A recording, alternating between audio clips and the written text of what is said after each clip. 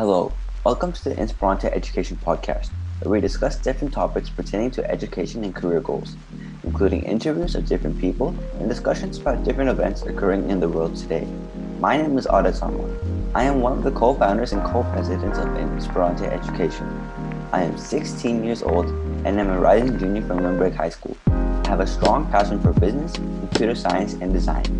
I am a part of Limerick's Business Club DECA, and I'm also a part of the Limerick Water Polo team as well. I enjoy giving back to my community as I help start multiple nonprofits, and I also volunteer through Boy Scouts as well. Hi, welcome to the Inspirante podcast. Today we have our guest Maya Abiram here. Hey Maya, how are you doing right now? I'm good. How's your quarantine going? It's okay. Not really much to do. So why don't you tell us a little bit about yourself, who you are, what college you're going to, what high school you go to, and a little bit your major and all that. Yeah, sure. So I went to Limerick High School, and I'm an incoming freshman at MIT, and I'm planning on studying CS, data science, and economics. All right. So, how did you get the drive? Like, how did you get into CS and the data parts?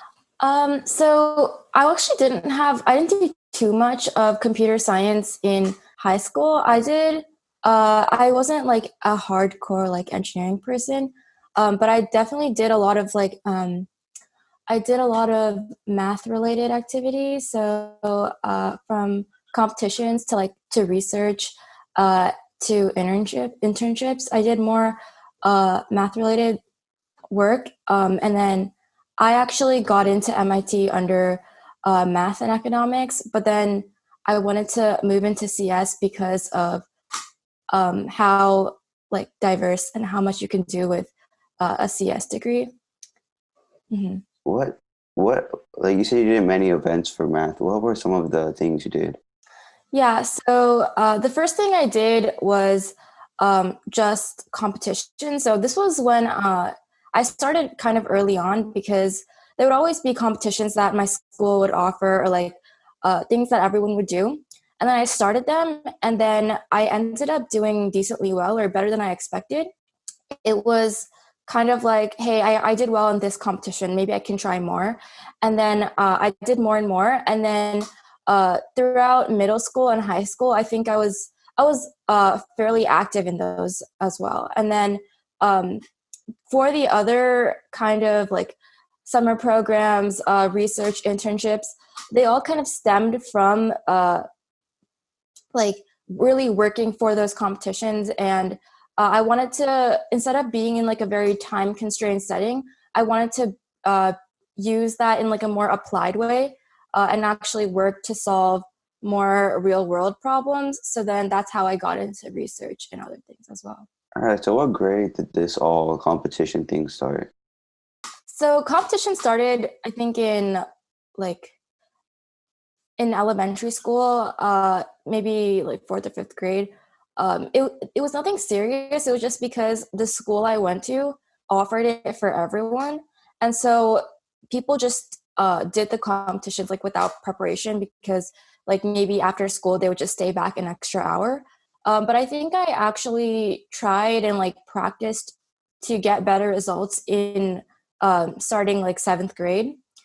And then that's when I decided like, hey, I really want to get these better scores, and worked outside of school for that. What are some of your greatest accomplishments throughout these competitions?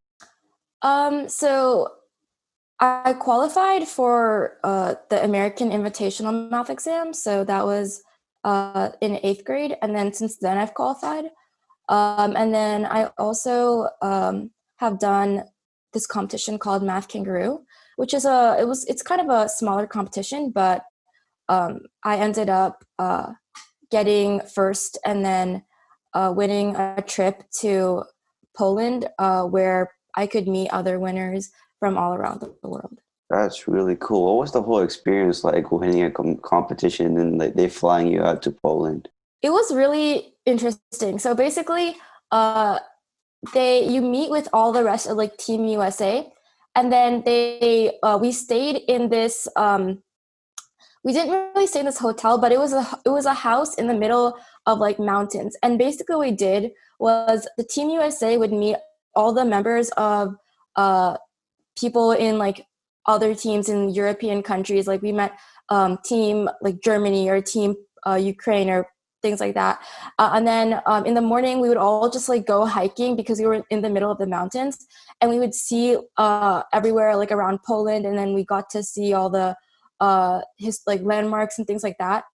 And then when we came back in the afternoon, that would be the time for like lectures and like problem solving. So we really got to see like a lot of explore and travel, and it was a learning experience both for math, but also just getting a new perspective and like meeting people around the world.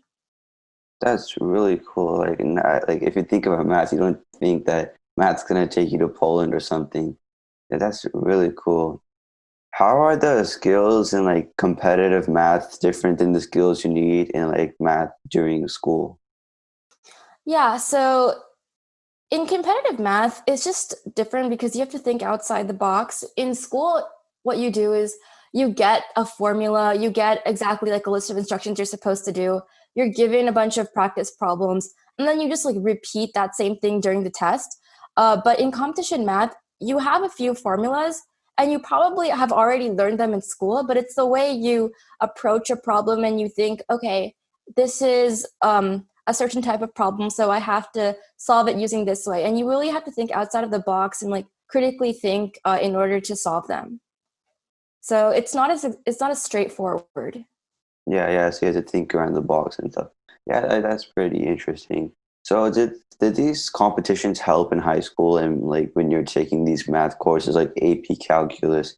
Did these competitions ever help you like make it easier for you in a way?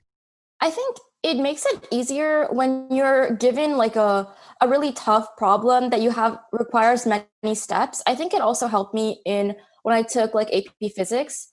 And physics is like probably the best example because there's just so many like equations. You're supposed to like combine them all to solve a problem. I think it definitely helps in that area. However, I will say that a lot of times like competition almost never requires calculus, so everything that I learned in the class was also like new, and I never had that like head start beforehand because I just knew all the like I knew how to like integrate stuff before I took the class. Like that was not something that was in competitions. Yeah, so it's like on that list seems really helpful, like all this math knowledge before. So you said you take the AP Physics. What was your experience with all the AP courses? How many did you take? So I took just AP classes at Limbrook. I took 9 AP courses, and then I self-studied one on the side. And I think for me, it was uh, it was helpful because I balanced my AP courses out over the years. So I know people who don't take any AP courses and then they just overload in junior year with a lot. And I think that it's important that your AP courses are kind of spread throughout high school. And I think that's what made it easier for me to kind of um, maintain my time and like manage everything and do well in the courses rather than just like challenging myself but falling behind because of the workload. All right. What was one of your favorite APs that you took that you really think you learned the most from? Um, okay, so there's two that I think were the most I would say I learned the most. So one was APUSH in junior year. And I think APUSH was just such an important class. Like I wasn't even planning on taking APUSH. People always told me that like I wasn't planning on going into like the pure humanities. So I didn't have to take both APUSH and like AP language and composition. So I didn't even think I was gonna take APUSH. But then people kept saying that it was like people who did take APUSH said okay, you can take it because it's a really rewarding class. So I took the class. It was the most difficult class. Like I think I had to work so hard for that class because every test I would know all the material. Like studying for tests like was never my never like a huge issue, but I just didn't know how to connect the different events in history. But APUSH kind of it really made me think of history in a different way. And I remember almost like every major event just because of how rigorous that class was. And it's really impactful too, because especially with a lot of political things that are going on right now, you can connect like what you learn in APUSH, and you can really see like how those connect to the present. And it's important to know history too, just because what has been done in the past like affects what is happening right now. All right, all right. Yeah, that's kind of scary for me, but reassuring as well because I'm taking a push this year, so I'm Yeah, kind it's of a scared on the workload. very But rewarding class. Yeah. all right. Mhm. So, did you do any tutoring for math as well, like to like help give back or like any tutoring in sorts? I'm actually a current tutor right now. I'm a self-employed tutor on Wyzant, so if you need help, you can look at my profile.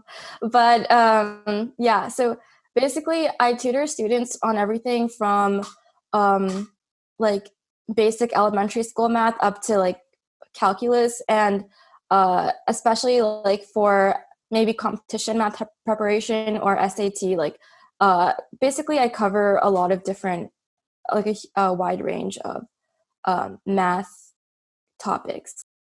What's been your experience with all this tutoring? Like, what's because it's a lot different. Like, learning math is a lot different than teaching math. So, what's been your experience with all this? It's really rewarding because I've been lucky that the students I had in Wyzan are very motivated, and after classes they would request more from their parents. Like instead of their parents having to just like force them into getting to yeah, tutoring help, like they initiate a lot of it themselves, and then even in class, like they're never bored. I think that it's really interesting because you know, like I think tutors that are really old, I feel like they can still do a great job, but I feel like being a younger tutor is helps in a certain way because you know the climate of like the schools right now. Like you know what worked for you because you just went through it recently, right? You know exactly like the ways that helped you learn, or like the clever study habits that you formed that helped you, but maybe it wasn't covered in school. So you can just relay them on to other people. And I feel like it definitely helped because I'm able to relate to like those younger students, and just certain techniques for teaching are a lot more helpful than if you went to school maybe like 20 or 30 years ago. Yeah, yeah. So, you're doing this summer. Did you do tutoring before in other summers? Uh, I did tutoring as like a recurring thing. So I did competition math, right? So there's this organization that teaches competition math, and they teach to like students on all areas, like on the spectrum of math competitions. And I was a TA, so I was employed there for I think like a year, my junior year. Yeah, what Mhm. organization is this? It's called Idea Math. I'm not sure if you've heard of it, but Yeah, no, I haven't heard of it, but I'll check it out. yeah. Eh, Mhm. all right. So, what else did you do in your summers throughout college, throughout high school? Because colleges want to see how you spent your summers and what you did and how effective where they were. Yeah, definitely. So the summer after my freshman year, I did something called Cosmos. For me, it was fun. I thought it would be a little bit more intensive, but I feel like Cosmos is something that it's harder to get into the program, but once you're there, it's pretty relaxed. I didn't think I gained too much from that summer. But then the summers after that, after sophomore and junior, I feel like I definitely used them pretty well. So the summer after my sophomore year, I got into and I attended this program called the Ross Math Program. And it was probably the most rigorous like 6 weeks I've ever had in my life. Basically, it was a program where you would have, it was a gateway from competitions to research. So you just took everything you learned in competitions, but you would have to go into proofs. You would have to go into solving like applied math problems. And that kind of thinking, instead of like just doing a problem as quickly as you could, instead of like just deeply thinking about it and like spending a lot more time, because when you're in the real workplace, problems aren't going to be given to you with a certain solution in mind, and you're supposed to have like 5 minutes to solve it. Like you have an unlimited time, and there's no like proper way to solve it, right? So I think that really helped me that really helped me get into more research oriented math. And then the summer before my senior year, I just completed a bunch of projects. I didn't do any programs or anything.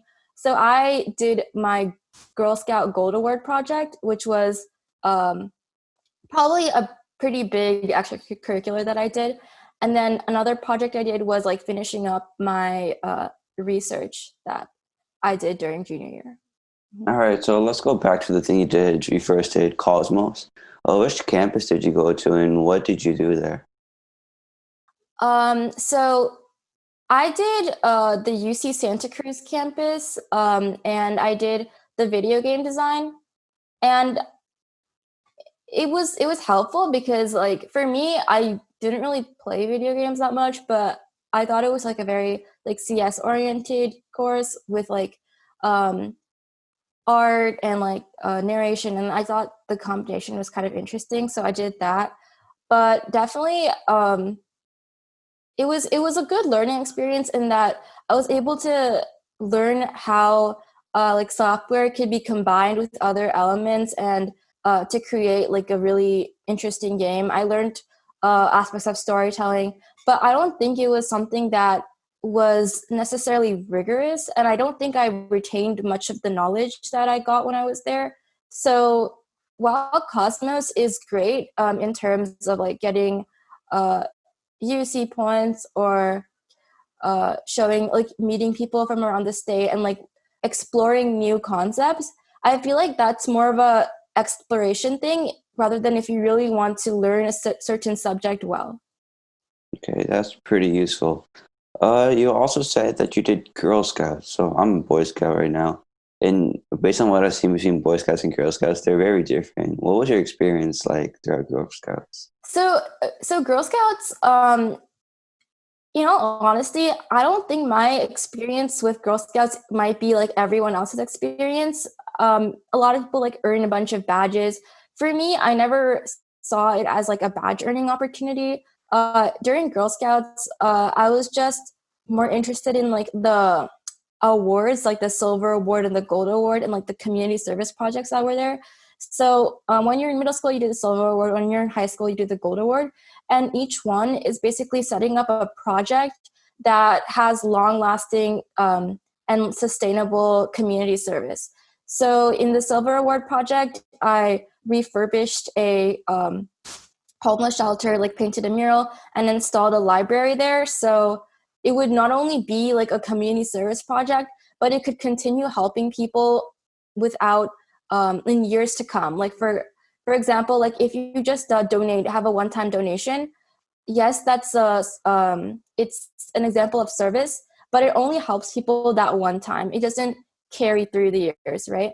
And the same thing with the Gold Award project. And that was the Gold Award project was probably the biggest service project that I did for Girl Scouts. What did you do for the Girl Scout Gold Award? Yeah, so for the Gold Award project, basically, something that I noticed when I went to India on vacation was that I went to this kind of it was a senior center. Like it was a place where a lot of like retired people stayed, and then I noticed that and then there were also it was that combined with an orphanage. So there were basically people like of all ages that were at this place, and my aunt actually ran the place. And one thing that I noticed was that they always needed like feminine hygiene products. And when I thought about it, I was like, well, I guess that's just like a normal donation that they need. But it's really important because it's such a like an overlooked subject. When people don't have that, it hinders them in like all areas of life. Like they can't go to school, they can't they get like sickness because they can't have proper hygiene. And it's a really stigmatized topic even in the Bay Area because no one really wants to talk about that. So because it's like uncomfortable for people to talk about, then nothing gets done in that with regards to that. So in the Bay Area, I partnered with a local service center called the West Valley Community Services Center, and I worked with a lot of low-income women there, and created this kind of like nonprofit branch of Period, the organization. And basically, each year there's going to be a new officer team, and we receive like donations from corporations for many hygiene products, like Diva cups, for example, which are really cost effective. And we also we have like monthly, or because of COVID, we can't really do this right now, but we have routine drives, and we provide those hygiene products to those low-income women. And so this will continue for years to come. And a lot of young girls are going to be able to go to school. A lot of families, because of the Diva Cup, they won't have to spend so much money on products that are like basic necessities. And yeah, that's kind of the gist of my project. That's like really cool. That's like something that's going to carry on for a long time. Instead of you just like in Boy Scouts for Eagle projects, a lot of guys, what we just do is we build something and then it just like we build a bench or something. But you like started like an organization and it's like going to go for a long time. That's really cool. Good, congrats on that. Thank you so much. All right. So I also wanted to ask you about college counseling. Did you ever get college counseling or? I received college counseling in, like, I got a private counselor, but it wasn't for the majority of high school. I kind of had her only the summer before my senior year. So she kind of worked as a more of an essay editor and like helped me plan my essays rather than like starting high school with her and like planning out everything. So I don't know if that was necessarily worth it, just because they are very expensive. But at the same time, like I think having someone to help you on essays, or really consulting your school's resources, like the people around you for essays, is pretty important. Yeah, all right. That's really useful. What clubs did you do throughout high school? Because a lot of things colleges care about, like you took this many APs, great. You did all of these academic stuff, that's great. But they also want to see like what else you did to give back to your community. So what else did you do in high school for clubs?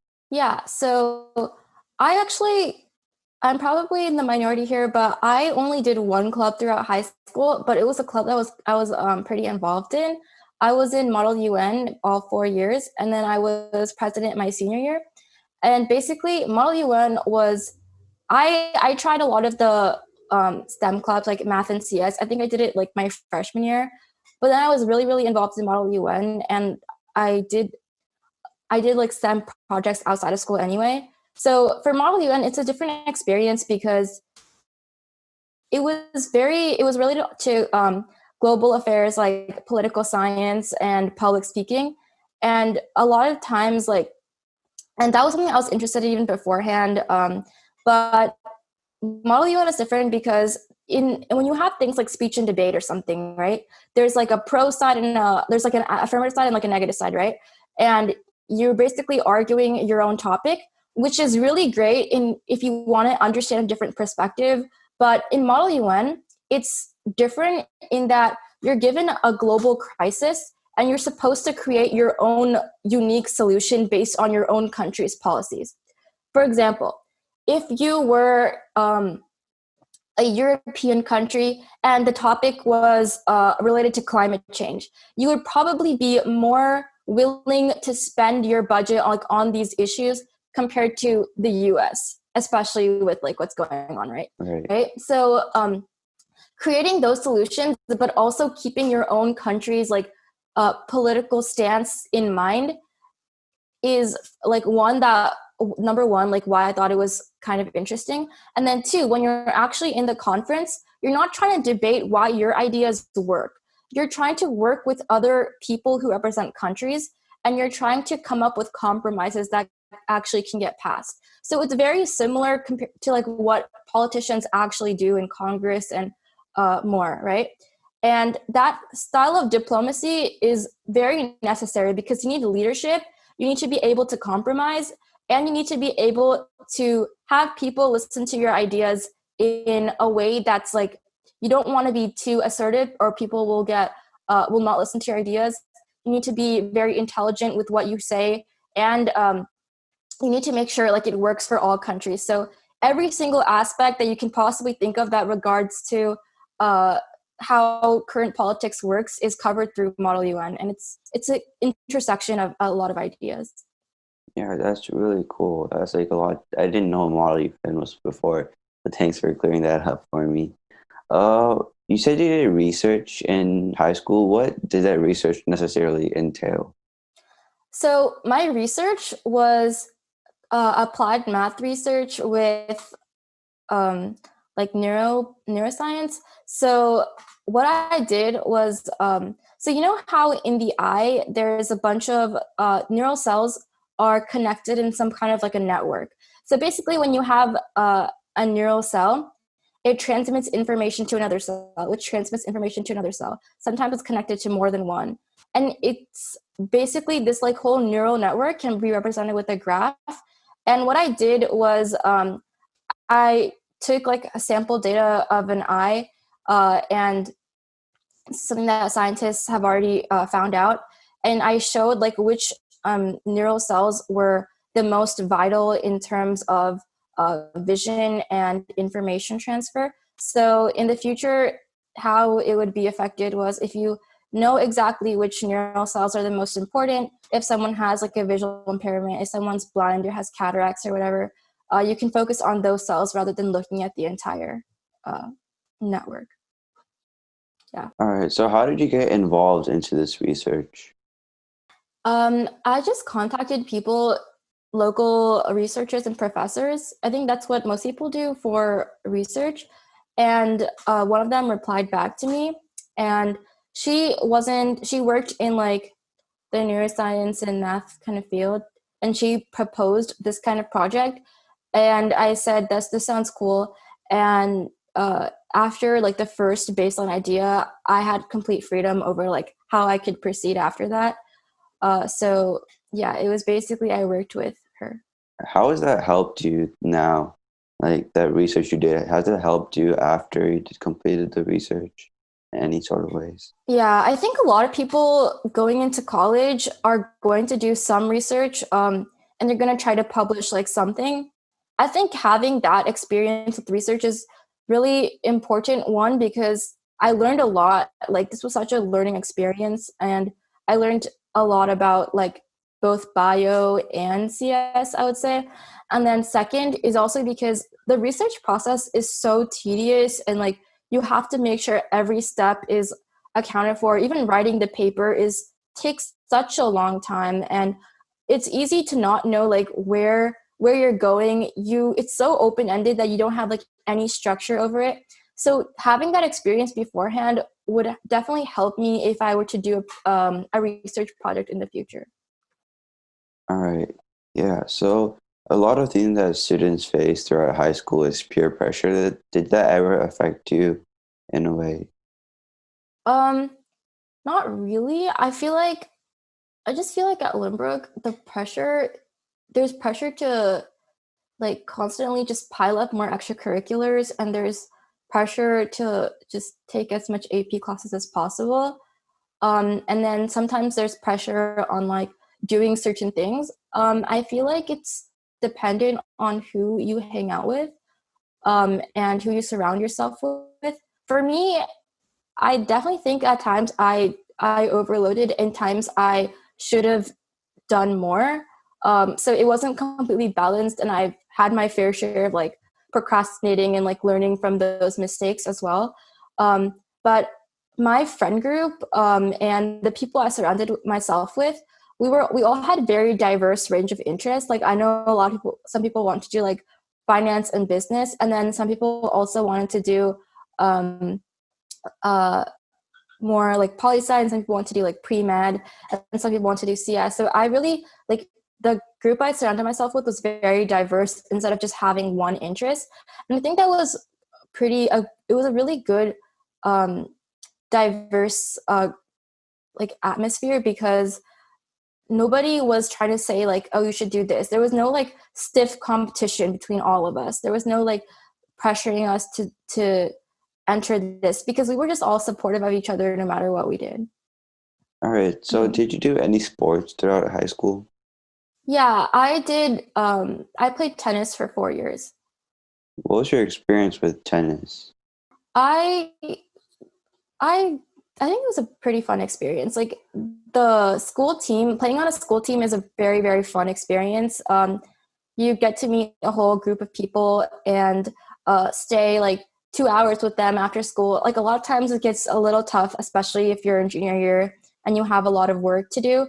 But overall, like, just playing matches and having your teammates cheer you on, and like cheering on your teammates, and like being together for like team bondings, or like um, finally like winning a match, like a hard fought match during your senior game. Like, these are a lot of memories that you're going to remember for a long time. And like, sports is not just like athletics for me. Like, I think sports is like also a way to have like mental toughness and like competition, and also have a sense of teamwork, because like those are skills that are going to be useful no matter what you do.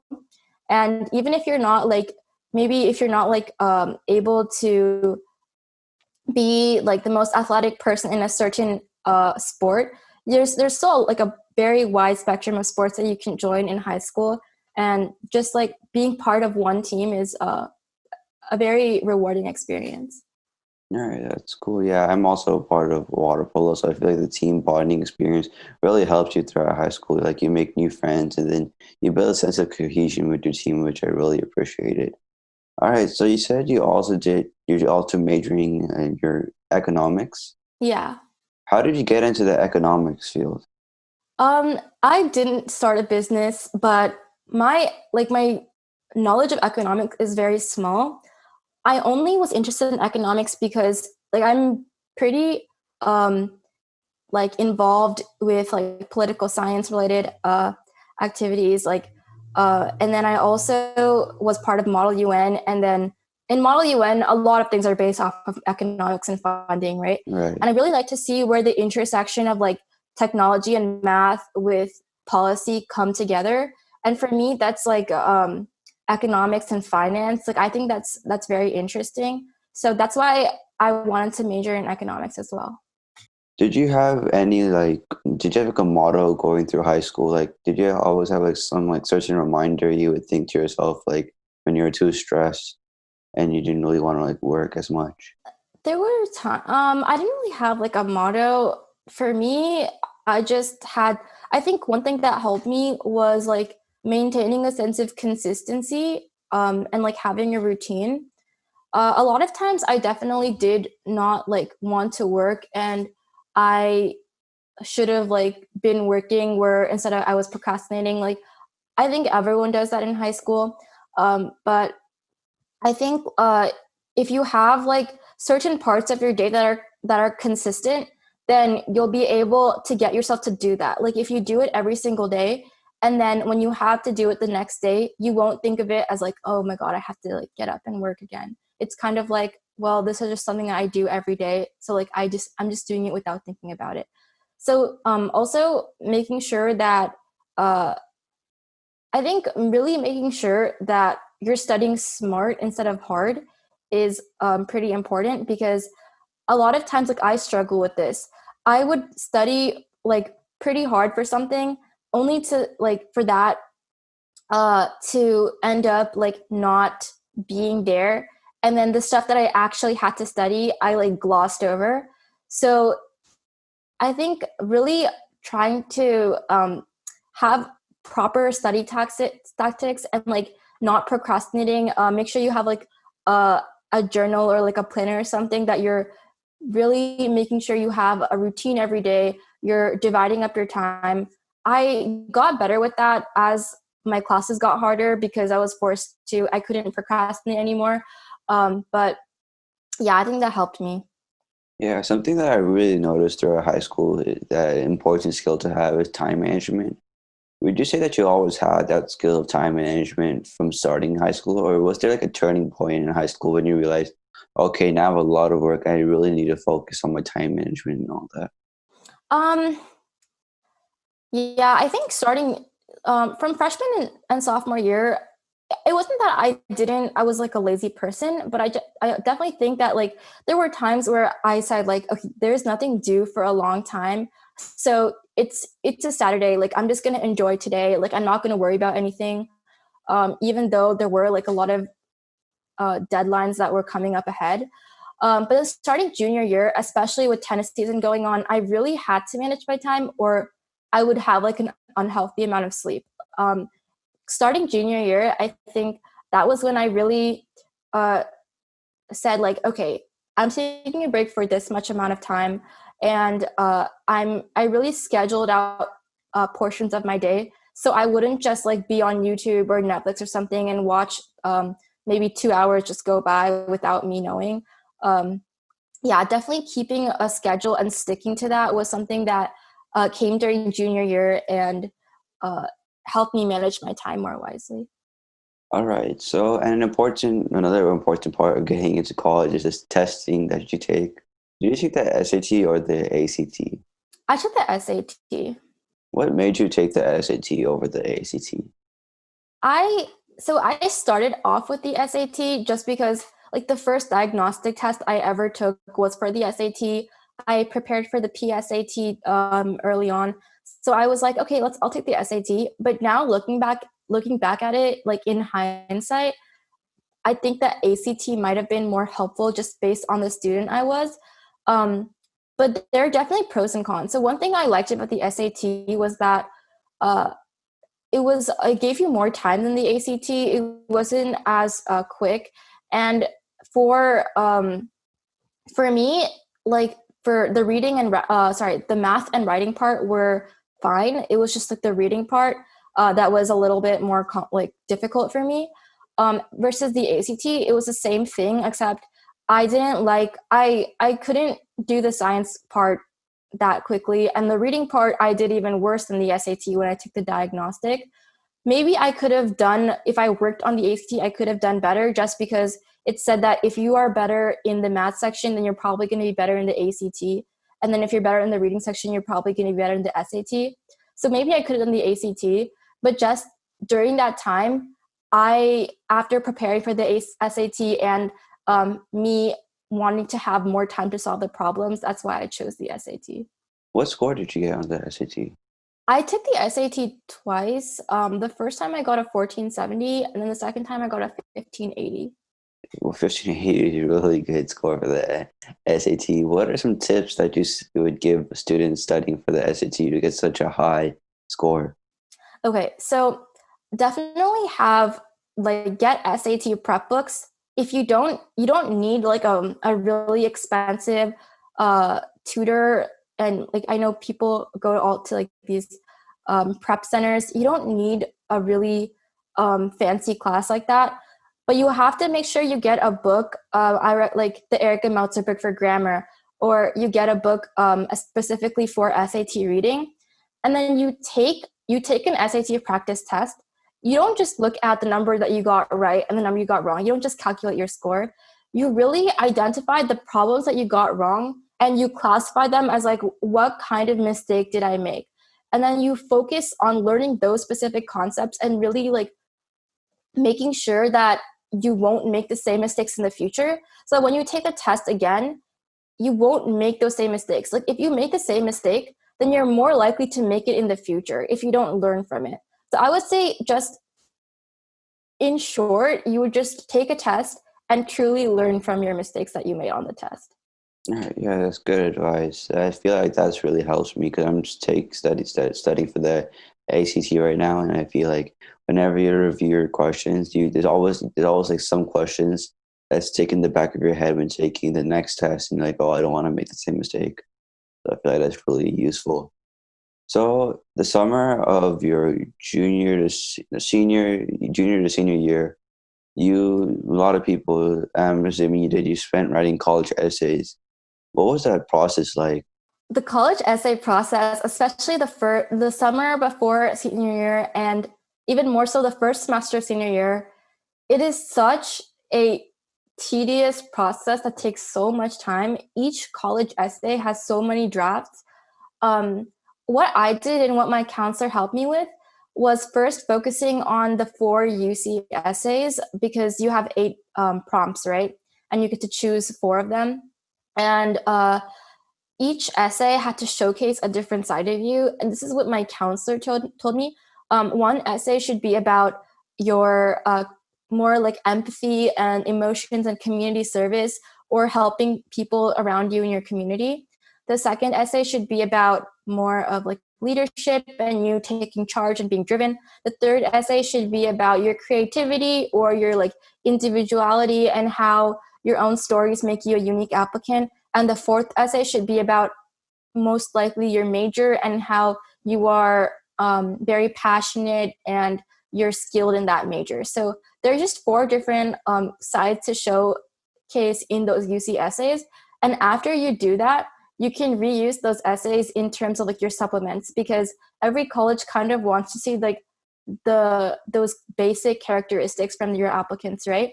No matter if you're applying to the UCs or you're applying to a private school with supplements, they want to gain the same information that you're empathetic, you're driven, and you're unique, and you're passionate and skilled in a certain area at least. So that's something that helped me a lot in the college process. And I think each essay got like maybe 10 drafts minimum. So it was a very tedious process. Yeah, but it seems to have paid off. What was it like getting into like MIT? It's like opening up all of your college letters and seeing which ones you got into. I actually got into MIT with like early action, so I got in December. It was just such a nerve-wracking experience. This was actually was the first letter I opened.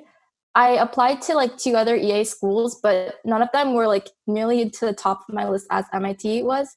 And when I opened the letter, like the night before, I just could not sleep at all. It was just I was like a nervous mess. And then when I actually opened the letter, it was just like all of the like built up stress kind of just like melted away. And I'm like, after like so long, like everything all at work is kind of like paid off, you know? I mean, like 4 years plus of work finally pays off, and you get into MIT. I feel like that's a pretty special thing, and congratulations to you on that. A topic I wanted to talk about is ACA 5, the recent topic that's like it was trending for a while, but how Asian students are like getting less prioritized over other races for colleges. What's your take on that? So for me, I support affirmative action. I think that ACA 5, if the biggest issue with ACA 5 is that there will be affirmative action instituted in terms of like public office and public schools, then I support that. As of now, I haven't researched too much about the implications in other areas, but I definitely think like there's, just by looking at it in terms of your socioeconomic status, I feel like negates some of the other experiences that you might have. So for example, like I feel I'm pretty like privileged to be like living in this area. Especially like as an Indian person, I'm actually like the majority in like Limbrook and the Bay Area. So every kind of activity I did, I was never like the odd one out. I was like always part of a group. But then when I did like math competitions, for example, like I was like I would always often be like the only girl on the team, and a lot of times like it makes you feel excluded. Like it makes you feel you like you're just kind of like the minority, because no matter how like what you do, you're always like seen as having that, like the fact that you're a girl on your back, and you just want to be treated like everyone else. Like you don't want to be seen as anyone different. So it feels like a little bit weird when you're in that community, because in math it's always based on your scores, but having that community and having people talk to you and being as open with you as everyone else on the team is something that helps a lot when you're trying to work together, or you're trying to like build teams to enter in competitions, or you're trying to like form that community. So for me, I don't think it was like too bad, but like I'm trying to picture the same scenario if I was a student of a different color. For example, if I was Black or Hispanic, I would be the only, probably like a very, very small minority in that field. And just having that is like implicit bias and like saying that, oh, like she's a certain race, so she probably won't perform as well on tests, is a hindrance that I feel like I've experienced in a small way, but I can't relate to. And I think that having things like ACA 5 and affirmative action, it's really hard to quantify in a way, because a lot of times, like, I don't agree with some of the stuff that's happened in the past, like for example with the Harvard scandal, Right. Where Asians have been discriminated against because they've been seen as like boring applicants without a personality. I completely disagree with that. I think that like if an Asian applicant applies for like pre-med, they shouldn't be treated as like another boring doctor. And I think that affirmative action should be like used in a better way. I don't agree with much of what Harvard's doing. I think having affirmative action while also instituting legacy is kind of meaningless. But I think for the UC schools, if you just take into account more like an intersectional perspective on what applicants are applying as, it's taken into account as a factor, and it could be used if you're going into a certain field that's extremely underrepresented. You could be seen as giving a leg up just because you have been always the minority in that field, and you have been able to form your own and perform as well despite not having the same access to a community. Like, that's what I see it as. All right. Well, thank you for your input. That's really helpful. Do you have any final tips or advice for any high schoolers watching this right now, struggling through high school? Just make sure that you don't do things just for college, do things for yourself. Really find what you're passionate about, and try to, instead of when you're in high school, don't think about it in like how I can benefit myself, how I can get into college. Really try to learn and try to better the place around you.